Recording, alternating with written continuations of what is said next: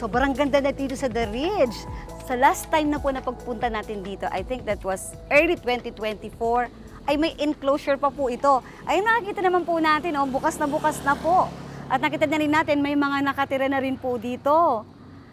At parang maaliwalas po talaga ang pakiramdam ko dito sa The Ridge, mga ka-PH. By the way, sa sobrang excitement at ganda ng project na ito, nakalimutan ko po lang magpakilala. Muli ito po ang inyong Pinay broker, Glenny Villalis Perez, para maghatid po sa atin ng sariwa at fresh na update ng mga projects na Apex Homes. Ngayon po, dito tayo ngayon sa The Ridge, Mexico, Pampanga. Samahan niyo po kami para silipin natin ang buong kaganapan at ang buong development ng The Ridge, Mexico, Pampanga. Samahan niyo po kami.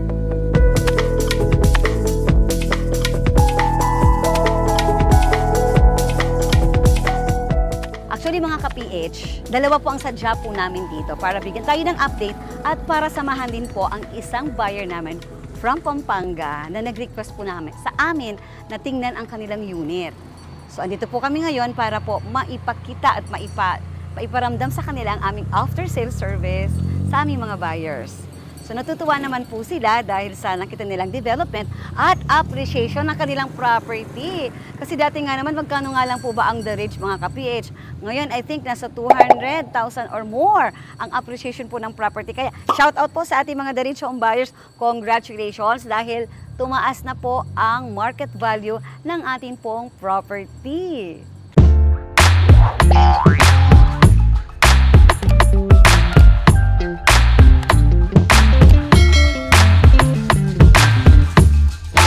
Wow, ayan mga ka-PH, almost 98 to 99% na po na completed po ang or RFO, ready for occupancy, ready for processing. Ang iba po ay nakalipat na at ang iba naman po ay on process, ang iba naman po ay for processing, ang iba ay tinatawagan para sa process po ng ating rent-to-own home application with Pag-ibig.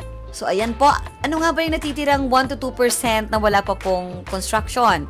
Yan po ay ang Block 19 mga ka-PH kung saan po nakalagay ang ating sa ngayon ay warehouse. Kaya importante po sa ating mga sellers na kapag ka po located po along perimeter or along stock area or along warehouse ang mga units, let's make sure po na ma-manage po ang expectations ng ating mga buyers because those areas, especially po itong ating warehouse, yan po yung huling natatayuan dahil alam naman po natin ang warehouse kung ano ang kanyang purpose. Diyan po nag-i-stock ng mga construction materials. Lalo ngayon, hindi pa po talaga pwede yan na galawin. Bakit?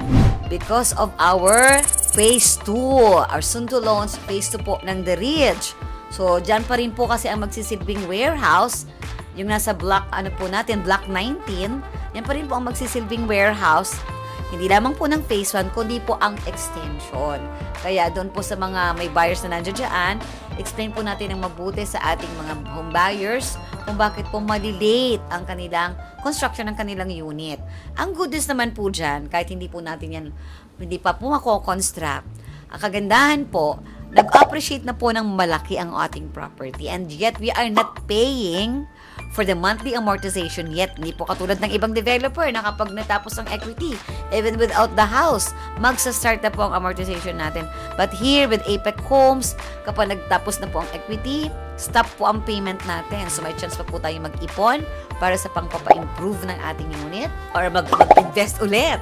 Yan po mga ka-PH kasi hindi po tayo dito malulugi kasi bagamat hindi pa na-turnover, hindi pa naman po tayo nagsastart ng amortization natin and yet tumaas po ang value ng ating property. So speaking po ng ating phase 2 na itatayo, makikita po natin dyan, saan nga po ba ang magiging passage? Saan po ba magko-connect ang ating phases sa phase 1? Yung pong block 27 and block 29 mga ka-PH, malapit lang din po dyan sa mga amenities natin, mga 2 blocks away. Diyan po ang magsisilbing passage going to phase 2. Kung tayo po ay papasok po ng main entrance ng The Ridge phase 1, diretso lang po tayo doon sa may block 27 and 29. Kakaliwa po tayo. Nasa left side po.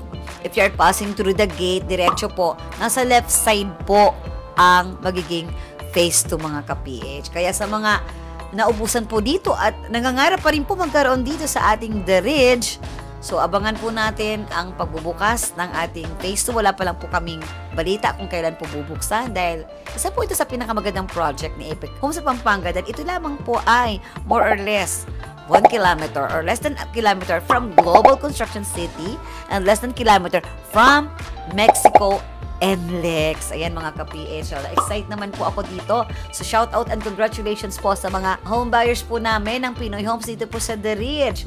Congratulations po dahil hindi po tayo nagkamali sa ating investment with The Ridge, with Apex Homes po mga ka-PH. Ayan.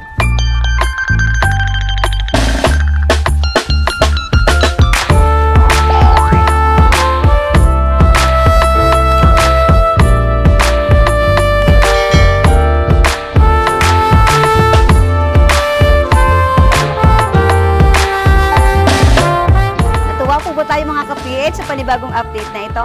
Ako po'y natuwa talaga at na-excite. Nakita naman po natin ang buong ganap. Kung gaano po kaganda ngayon ang project ni Apex Homes, ang finished product po natin. Kaya po congratulations ulit sa ating mga home buyers. Balita po namin, meron daw ditong itatayong mall.